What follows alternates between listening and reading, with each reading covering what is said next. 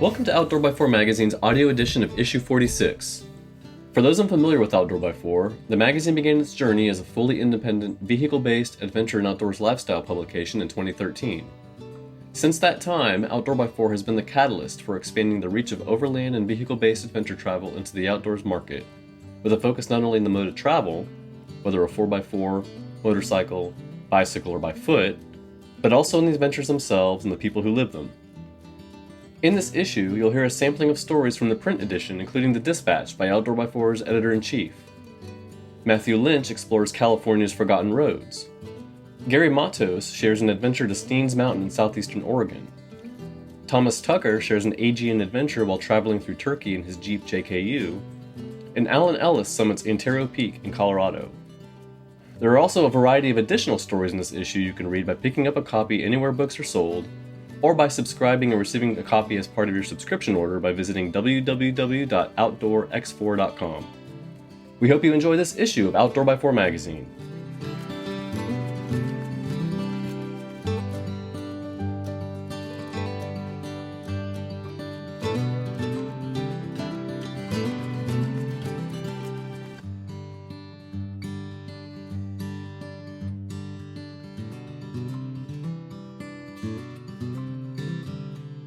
Are you looking for the perfect fitting, fully customizable pop-up truck camper for your next adventure? Then look no further than the selection from 4-Wheel Campers. From classic slide-in, bed top, and flatbed configuration designs, 4-Wheel Campers has the setup you need. With extensive available custom options and precision built in Woodland, California, 4-Wheel Campers has been providing quality equipment for the outdoor community since 1972. For more information on the pop-up camper you've been looking for, then pop on over to 4wheelcampers.com. That's F-O-U-R, wheelcampers.com. The Dispatch by Frank Ledwell, editor-in-chief.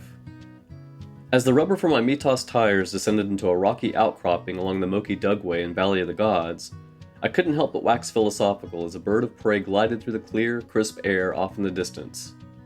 Towering vistas protrude from the desert floor, looming over a region with untold stories from the basement of time. It's one of the few places I've been that's so alluring it captivates the soul, causing one to sit still, to breathe, and to ponder a myriad of life's questions. Since 2016, two-wheeled adventures have been formative in my evolution as an adventurist. From the moment I convinced my wife to allow me to seek a motorcycle endorsement on my Texas driver's license, albeit begrudgingly given we have 3 daughters and an inherent worry that comes with riding a motorcycle, until the time I completed my off-road motorcycle training with the esteemed Bill Dragoo of Dragoo Adventure Rider Training, a world of possibilities opened up in a way I couldn't have imagined. I had always enjoyed experiencing the natural world by foot, on my road bike, mountain bike, and by 4-wheeled steed. However, getting lost on a winding road or traversing loose scree en route to a stunning overlook while being consumed by the purr of a single or two-cylinder engine is engaging for the senses. It's a thrilling experience to throw your leg over the saddle and twist the throttle into the unknown, resting under a blanket of stars while being consumed by the howl of a coyote in the far-off distance. Adventure on 2 wheels is a transformative experience and doesn't require a significant bank account in order to get started.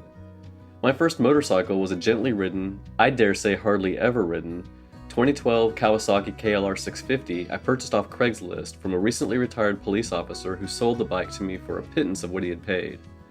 And the bike only had 180 miles on the odometer when I bought it.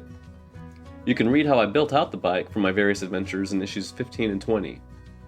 Additionally, used gear including jackets and pants can be found in online forums and social media groups, along with a good helmet and other basic items. Learning to ride a bike or enhance your skills if you already have experience doesn't have to cost a fortune. One of the best schools in the US is also one of the least expensive. The aforementioned Dragoo Adventure Rider Training School in Norman, Oklahoma is offered by the school's proprietor, Bill Dragoo, who is also one of our regular columnists and is a BMW Motorrad certified off-road instructor. Bill is one of a handful in the US who have gone through the extensive training required by BMW to earn this distinguished certification.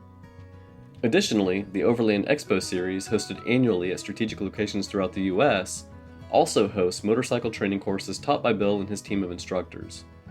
While not as immersive as the courses offered at their home base in Oklahoma, the training at Overland Expo will whet your appetite and lay the groundwork for a life on 2 wheels. While two-wheeled forays may not be for everyone, I can attest they're just as exciting as a four-wheeled excursion. The only requirement? Stepping out your front door with a desire to explore the world around you. Once you do, you'll be enamored by the wind in your face and the adventure that awaits as you navigate your way into the unknown. California's Forgotten Roads. Words and Photos by Matthew Lynch. California has an estimated 396,540 roads. That's more than any other American state, save Texas. The Golden State is also home to some of North America's most diverse habitats, with a whopping 9 national parks open for public exploration. Unfortunately, California also has 40 million inhabitants, making it the most populated state in America. Collectively, this means there are crowds of people exploring a vast array of natural landscapes via a great many roads. The challenge, therefore, lies in finding the roads less traveled and the natural spots seldom explored by overlanders. So far on my American road trip, California had been a dream. Alongside my best friend James, we'd already driven the full length of the Pacific Coast Highway, or Route 1, or 101 as it's more commonly known. We traveled over 600 miles in our red Chevy van from the Golden State Bridge of San Francisco to the Surfers Haven of San Diego. Yet in all that time, we'd barely had the roads to ourselves. California is certainly not short on famous road trip options. In fact, exploring its iconic highways is something of a national pastime. You can drive the historic Route 66 or the luxurious Napa Valley's Silverado Wine Trail. Other journeys take you around the Lake Tahoe Loop, across the Eastern Sierra Scenic Byway, and along the Gold Chain Highway. Yet these routes are exactly that, famous. They're popular, well-worn, and waylaid by visitors. As much as we'd enjoyed the Californian coast, we were searching for something more. In any case, we found ourselves in the interesting position of being at the end of the road, for the United States at least. We had made it to the southern corner of the Pacific coast, where all that lay ahead was the San Diego Bay, and across the water, the Khaki Mountains of Mexico. There were still 2 months left on our ESTA, Electronic System for Travel Authorization permit, and we weren't ready for the lawlessness of Central America quite yet. Plus, it felt like there was a whole hinterland in the US just waiting to be discovered. However, despite our eagerness for adventure, our plans were on the verge of being devastated as our vehicle insurance was a week from running out. Trying to insure 2 British drivers, using international driving licenses and driving a Canadian-plated, self-converted camper van is no easy task. One of the challenges of multi-country overland trips, as we had regrettably discovered, was the due process involved with taxes, registration, insurance, and piles of paperwork. Eventually, after a grueling 3 days of phone calls, we secured another 6 weeks of motor insurance for the United States and were raring to go. With our newfound freedom, we decided to put Mexico off a little longer and head east to wherever the tarmac took us. Initially, we followed Interstate 8 away from the coast and joined a steady flux of traffic heading towards Tucson, Arizona. The highway ran alongside the Mexican frontier, past Spanish-titled border towns, Native American eco-retreats, and luxury hot spring resorts. Tiring of the busy roads, we made a rash decision to turn north at El Centro and head towards the wilds of the Sonoran Desert. Our choice was mainly influenced by one name, Slab City. We'd met other travelers on our road trip who had crazy tales about this dystopian art commune built on an old military base. It was exactly the sort of adventure we were looking for. Before long, the droning highway fell away and we found ourselves driving across vacant asphalt in the wobbling heat of the desert. Luckily for us, geography and infrastructure were on our side. All the main highways in Southern California run east to west. Anyone heading to Arizona would take the 10 or 8. Those driving to Las Vegas or New Mexico would take the 40 or 15. Only the back roads cut north, and for most drivers there is little reason to take them unless you have the time or the inclination. Our route spilled us into Neyland, a featureless crossroads town saddled by a cargo rail line. This was the final stop before Slab City, and it already felt miles from modern society. We tentatively followed our map out of town towards Salvation Mountain, an enormous mound painted with religious scripture and made famous by the movie Into the Wild. We arrived just as the sun began to set and witnessed the light descending over the mesa. Burnt-out camper vans lay strewn in the dust. Their chassis were painted and adorned with sculptures. Trash art decorated the ground around Salvation Mountain, and we scarcely had time to take everything in before the plain was cast with shadow. With darkness descending, we became acutely aware that we needed somewhere to camp for the night. We drove further into Slab City and eventually stumbled across a circle of old camper vans and RVs lit by a sagebrush fire and fairy lights. A sign hanging near the entrance revealed the location to be Mojo's Camp, and luckily for us, they welcomed newcomers.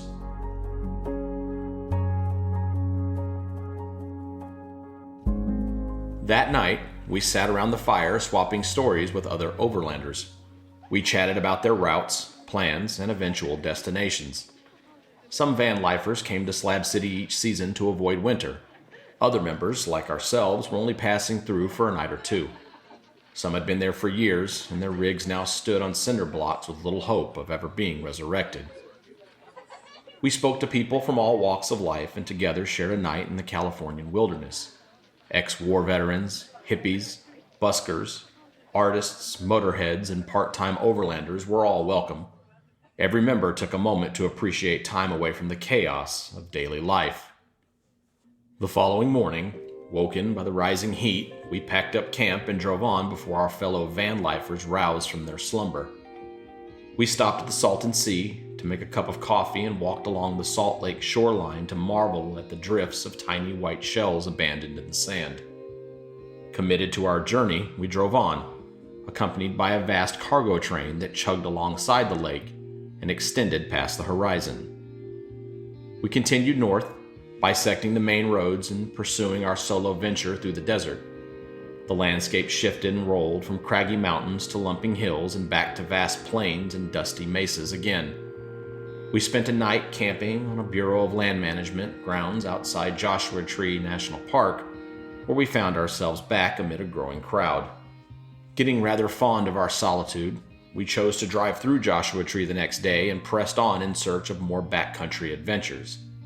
That night, we may have got more than we bargained for when the temperature plummeted miles from civilization.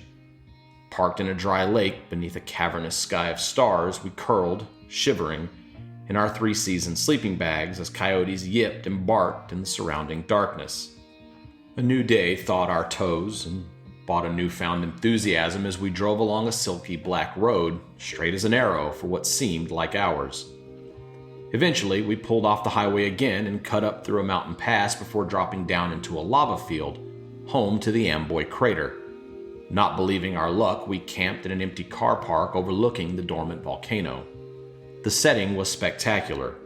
More empty roads accompanied by the sound of a distant train horn as the sun set over the towering black rubble. The next morning, we decided to hike around the crater rim to gain an elevated view over the scarcely populated basin. Spurred on by our success, we wasted no time continuing north into the Mojave Desert. Once again, we drove alone on the back roads. Enjoying the strange sights in this part of the world, we opted to pull off the tarmac and hammered our way down a washboard road to reach the base of the Kelso Dunes. Here we went for another hike into the wilderness. After an hour of sweating and trudging, we reached the crest of the dunes where we were greeted by mile upon mile of rolling sand. The dunes snaked and twisted into the distance before dropping down into a brown plain. All that marked the landscape was the long, straight road that would guide us to our next destination.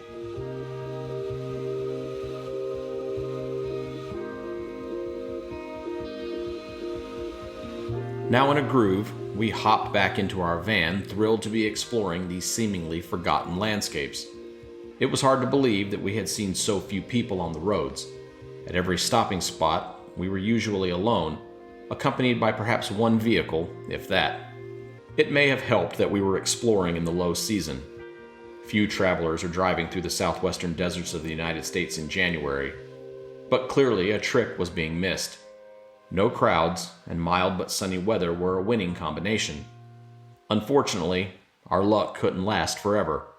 After leaving the Kelso Dunes, we soon met the traffic heading along Interstate 15 between Los Angeles and Las Vegas. This marked the official end of our backroad adventures. To head further north, we would find ourselves in Death Valley National Park, one of the United States' most popular natural areas. East and west took us to mega cities, honking traffic, and into bustling society. South was the final option, and that would only take us back the way we came, which left us with no new trails to uncover. As the cars flashed past us, heading madly and directly to their destinations, we knew we'd experience something special. Rather than take the highways between the well-trodden tourist sites, we'd chosen an adventure of our own by letting the forgotten roads guide our route. Key milestones for other travelers, such as Joshua Tree and Death Valley, now became inconsequential compared to the surprises that had greeted us along the journey. Part of the charm came from the fact that we never knew what each mile held in store for us. To look at our route made me realize how much of America is still out there to be discovered. Even amongst some of the busiest roads, cities, and sites in the United States, unexpected routes can still be found. In fact, the best roads are often tucked right under our noses. All you have to do is step back and find them.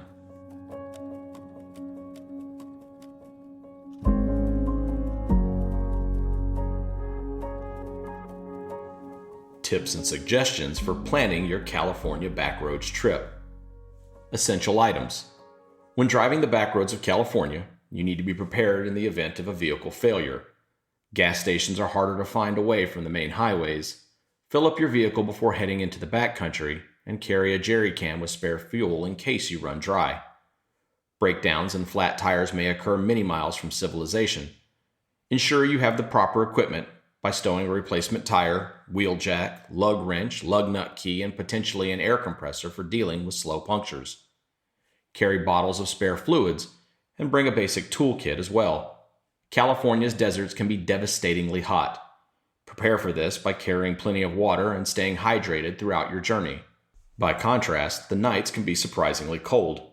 Carry blankets and warm layers in your truck to help keep you cozy. Best time of year to travel.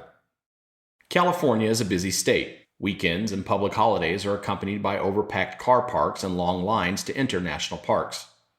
Try to avoid these busy times and head on your adventures midweek if possible. Summer is often too hot for driving through the deserts. Instead, plan your trip for the fringe seasons of fall and spring where the days will be milder. It can get surprisingly cold in winter with sub-zero nights aplenty. However, the days are marvelously clear and most of the roads are empty. Top places to camp.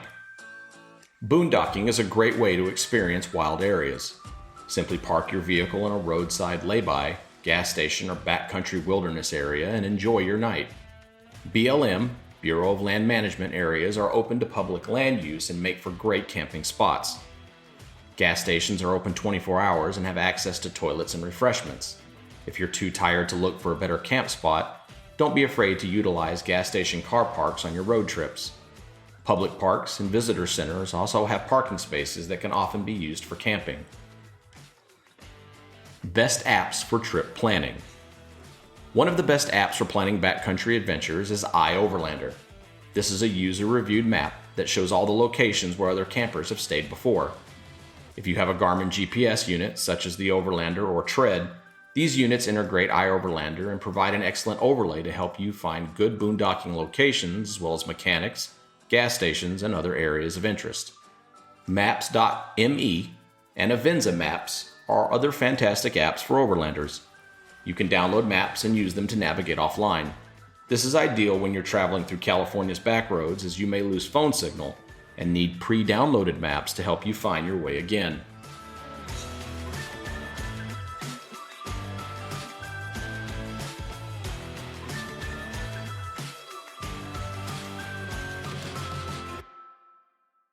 Steen's Mountain, Finding Solace in Southeastern Oregon by Gary Matos. Dinner was over and the campfire was lit. It was an old-school evening. No propane or smartphone apps. Crackling flames against a dark backdrop of Ponderosa soldiers kept us warm on the outside. A peaty Scotch whiskey would take care of the inside. Topo maps were spread out on a weathered burl table. Flakes of ash temporarily interrupted the contour lines. The topic was honey holes. camping locations that checked all the boxes. A theme Grayson and I often gravitated towards during similar evenings. Without a prelude, Grayson simply said, "Steens Mountain," and handed me a book of the same name. We have lived in Sisters, Oregon for 7 years. Although we had explored and camped at many locations up and down Oregon's Cascade Range, and gems further east like the Fremont Mountains, we had never been to the Steens. It is located just shy of 200 miles east of Bend in southeastern Oregon. Steens Mountain extends about 50 miles in the north, south direction, and rises to 9,700 feet. Contrary to initial impressions, Steens is not a mountain range, but rather a very large single fault block mountain known as an escarpment. As a result of glacial cuts during the Ice Age, Steens now encompasses 4 large gorges that emanate in multiple directions from the summit. The Kiger, Little Blitzen, Wild Horse, and Big Indian gorges offer immense, must-see views. Near the top, Wild Horse Lake can be seen over the edge, while the Albert Desert is a mile below in the other. In the middle of nowhere, a single mountain emerging from the desert is certainly somewhere. Steens Mountain deserves more description than is offered here, but that will wait for another time. Meanwhile, visit the Steens and enjoy one of the rare gems that Oregon has to offer. Then, maybe, around your next campfire, you may repeat the words of my friend Grayson. Honey hole. Although it was hard to choose our favorite points of interest, we'd say it's probably Fish Lake, the Nye Brothers Cabins, and Wild Horse Lake Overlook. Spending additional time at these locations yields scenic and quiet camping on a pristine high mountain lake and a 4-wheel drive route or hike into an early and well-preserved homestead. If you opt to camp there, the Forest Service converted one of the buildings into a bunkhouse, perfect for gathering inclement weather with water from a nearby spring available. Of course, the highlight is Wild Horse Lake Overlook. The mile-deep drop-off from the precipice is spectacular. We like taking the short hike to the top of Steens Mountain or down to Wild Horse Lake as a side trip. Both can be done in an afternoon, but pace yourself, as the elevation is approximately 10,000 feet. The tough winters and belts of thin soil yield only to sporadic grasses and sagebrush, whereas juniper and aspen thrive around the meadows and numerous canyons. Springtime is especially colorful with hundreds of wildflower varieties, including the unique Steens Mountain paintbrush. Besides the ever-present mule deer, Steens is home to bighorn sheep, mountain lion, and wild horses. Southeast of Steens Mountain is the vast Albert Desert and hot springs. There are endless off-road miles to explore where travelers can find century-old shepherd and mining cabins. It is also a gateway into northern Nevada. On the west side, about 6 miles south of French Glen, is the entrance to Hart Mountain, another expansive area that is home to the National Antelope Refuge. There are plenty of scenic locations for dispersed camping and several natural hot springs. And to the north, abutting the Malheur National Wildlife Refuge and a network of wetlands, is the Pete French Round Barn, a rare structure into today's world of sharp corners. Many of these sites are nestled in aspen groves with low-hanging branches that tend to flourish near meadows, streams, or lakes. They can be a challenge to access with larger vehicles, but the shade they provide on a hot summer day or the sound of fluttering leaves in an evening breeze is well worth it. In addition, several of the side roads are nothing more than jeep tracks or fire roads with plenty of overgrowth. But don't shy away from a little off-road pinstriping. Many lead to spectacular views or old homesteads. This is where our 4-wheel flatbed hot camper shines. We really enjoy getting into pristine places that most travelers cannot. Moving in a clockwise direction, the 70-mile Steens Loop Road begins just outside Page Springs. It is the highest elevation road in Oregon. The primary loop is gravel but features countless spur roads into honey holes, creeks, viewpoints, and old homesteads. Some of the roads require a high-clearance vehicle and/or 4-wheel drive. The final 10 miles back to French Glen is on pavement. During the past several years, we have been to the Steens a half dozen times. It is our go-to location for several days or as a waypoint into Idaho or Nevada. We always find solace there. Just last month, we visited the Steens again and were treated to warm weather, lush meadows, fast-flowing rivers, and abundance of wildlife.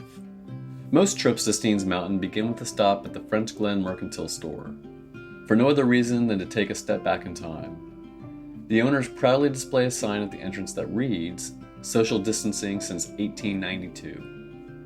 You can find a little bit of everything there. Just 2 miles east of the French Glen store and historic hotel is Page Springs Campground, where the brief tour begins. Page Springs is an excellent camp for exploring the Steens. It sits at the northwest base of the mountain where the Donner Blitzen River and its tributaries, wetlands, and meadows are fed by melting snowpack that flow down the steep gorges.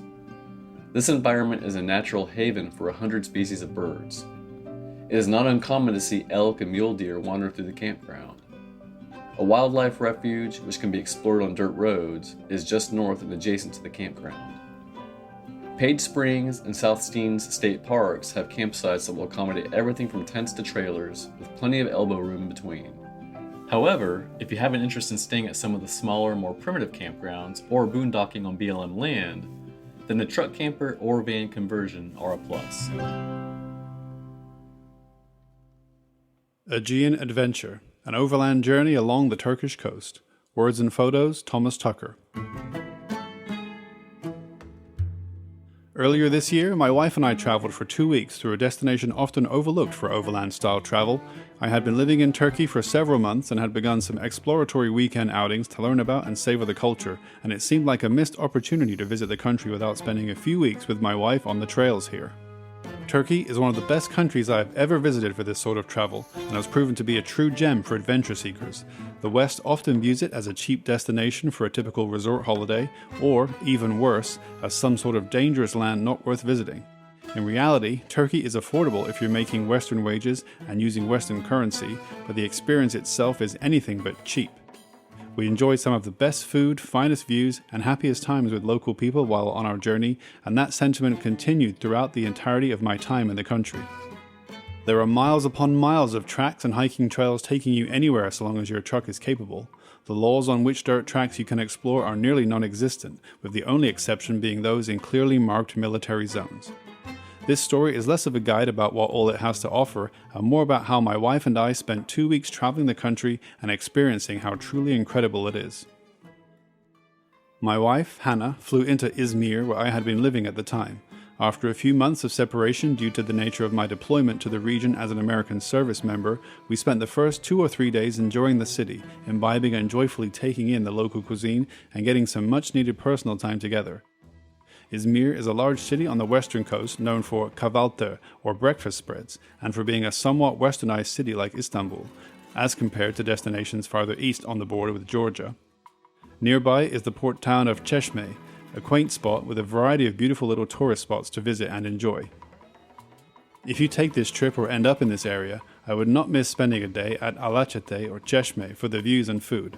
Additionally, even though this area is very developed, there are still plenty of opportunities for off-roading and viewing the city from less traditional places. The mountains surrounding Izmir are littered with tracks, and most beaches along the coast can be accessed one way or another, so on our way south, we made sure to hit some of these spots and nab a few images before pushing onward to Bodrum and Uludeniz.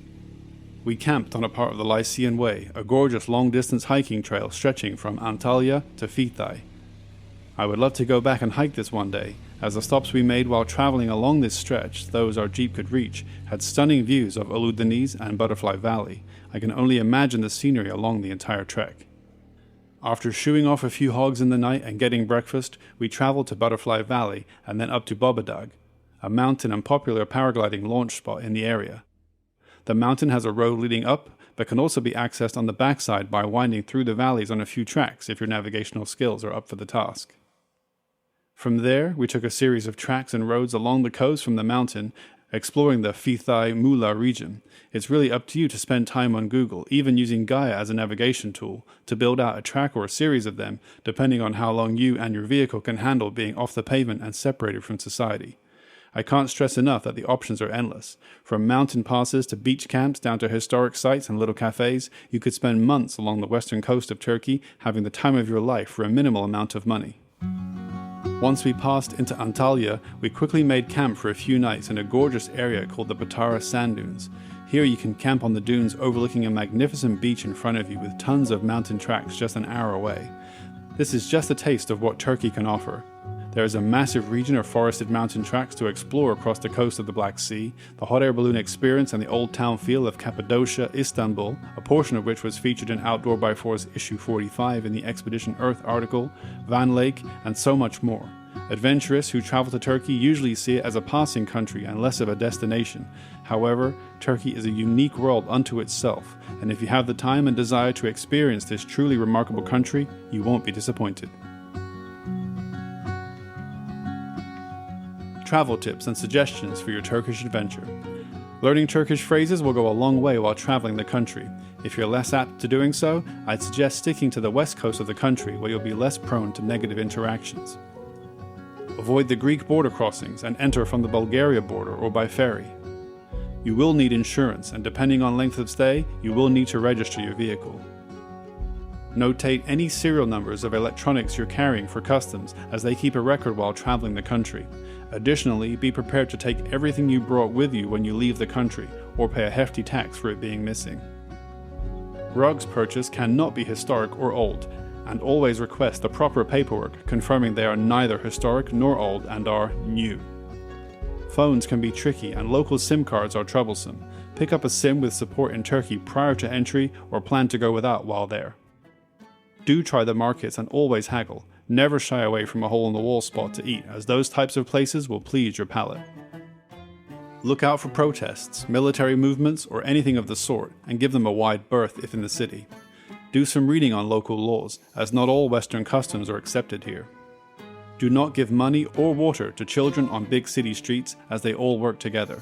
When they approach, it's best to roll the windows up and lock your doors, unless you don't mind them trying to bait you into paying for a window cleaning you didn't ask for. Locals are often very kind. Just mind your manners and be respectful. When wilderness camping, be aware you may be on private farmland, so respect the landowners.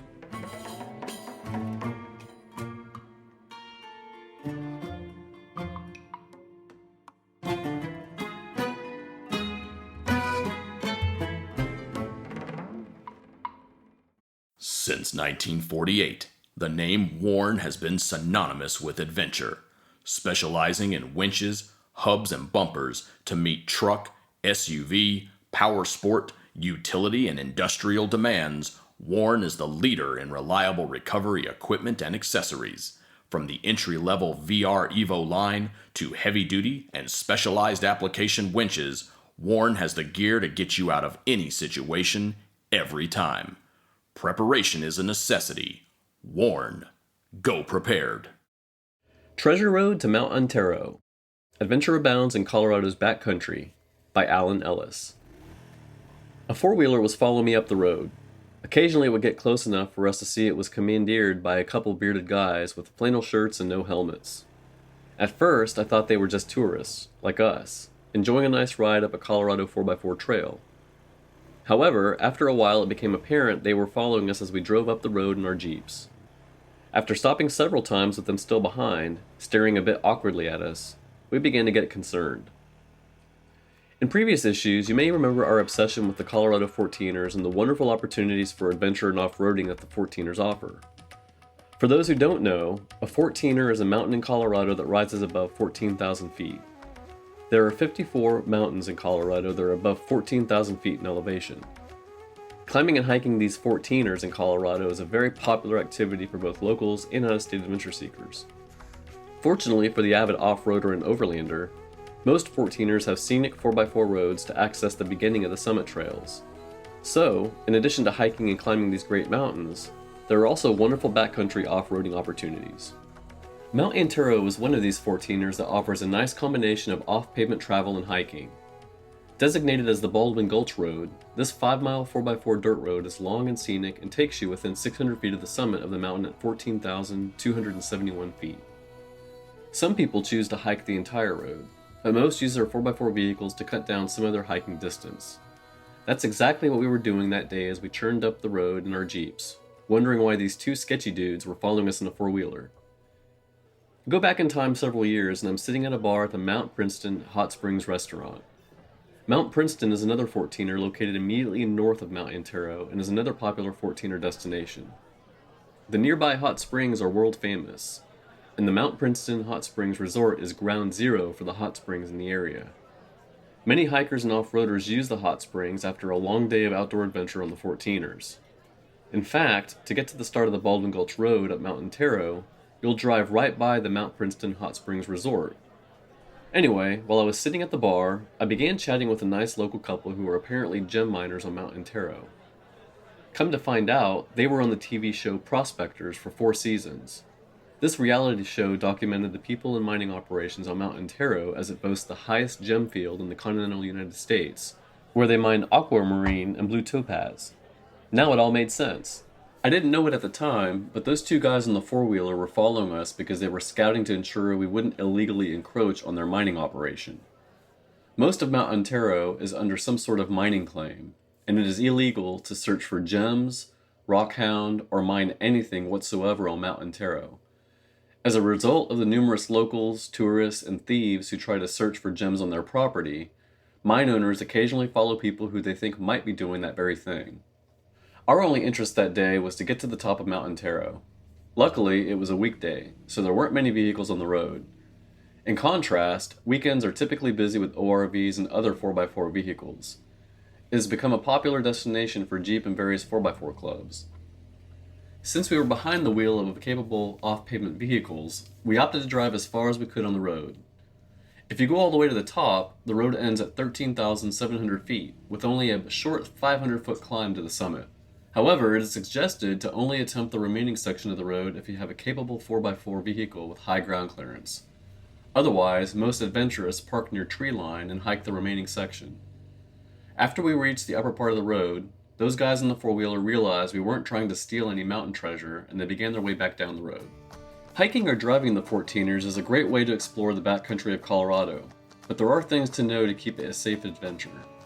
Colorado in summer can have extreme environmental and weather hazards. The temperatures can change 40 to 50 degrees in a matter of minutes, and can go from sunny and mild one minute to cold and stormy the next. It can snow in the high country any day of the year, including summer. Violent thunderstorms with lightning are a daily occurrence during the summer, and they almost always occur every afternoon. The majority of the Baldwin Gulch Road is above treeline. As a result, the scenery is outstanding, but being above treeline means that you will be exposed to extreme weather conditions and storms once you are above that threshold. The best way to mitigate exposure to storms, lightning, and extreme weather changes is to start early in the morning before the chance for inclement weather moves in. The storms typically start around noon and can last until evening. If you're up there and see dark clouds forming, turn around and try again another day. Fortunately for us, we had outstanding weather and were successful in summiting the mountain. If you're not up to doing the hike to the summit, the road itself is a great day outing. Plus, there are several additional off-roading opportunities and alternate roads that branch off from the main trail, affording the opportunity for multiple trips.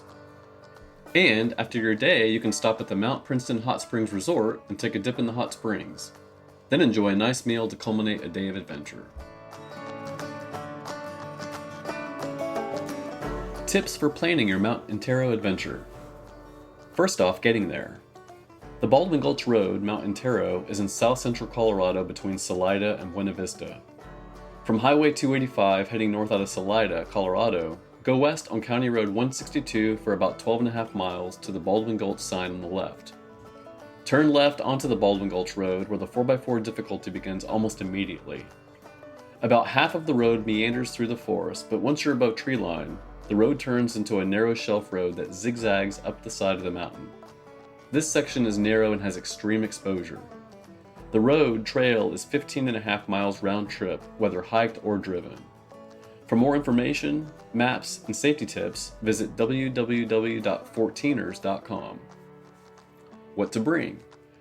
High clearance 4-wheel drive vehicles with full-size spare tire, a tire repair kit with portable 12-volt compressor, recovery equipment, warm clothing, extra food and emergency overnight gear in case of breakdown.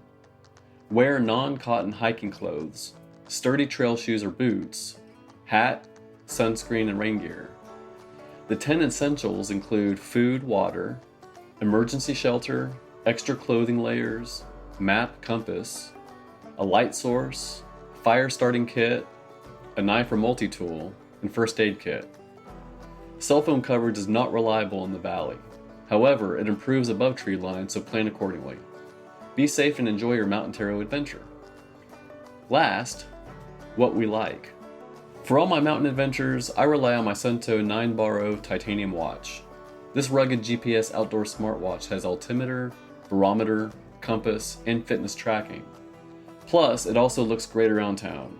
Paired with your phone and several different navigation apps, it's the perfect wearable navigation tool.